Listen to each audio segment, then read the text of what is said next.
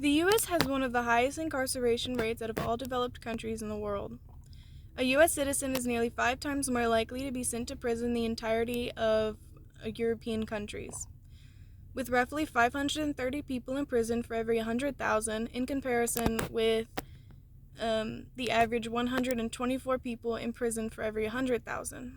Out of these 530 people, statistics show that 233 of them will repeat an offense. However, with the introduction of certain programs, the recidivism odds are decreased. In the long run, both the U.S. will socially and economically benefit from more vocational and therapy programs in prison. Giving inmates greater resources aid them in starting over and creating a new life once they leave prison.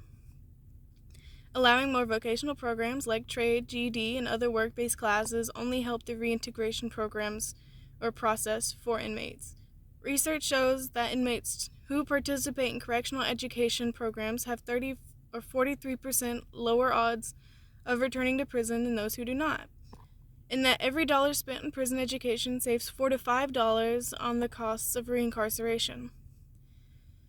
Moreover, the United Nations states that recidivism risk can be effectively reduced through evidence-based programming that targets criminogenic needs, such as courses in cognitive behavioral therapy and other topics. Similarly, as it stands, the prison system has very little to offer for inmates with mental illnesses, with little medication and therapy, with a therapist or even a social worker. NAMI, an advocacy organization, has found that about 2 in 5 people who are incarcerated have a history of mental illness. 37% in states and prisons, and 44% in local jails. Getting at the problem of why someone is incarcerated and understanding the issue that needs to be solved aids in that person's rehabilitation so that they don't fall back into the habits that sent them to prison or jail.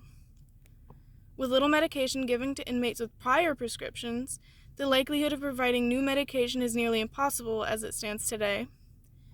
If more funding to at least therapy to inmates would only benefit the lives of these inmates with or without mental illnesses.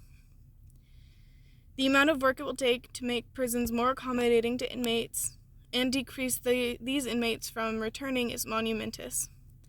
However, with time and dedication, the U.S. can change from nearly one of the highest incarceration rates in the world to being known for one that helps its prisoners become more functioning members of society again.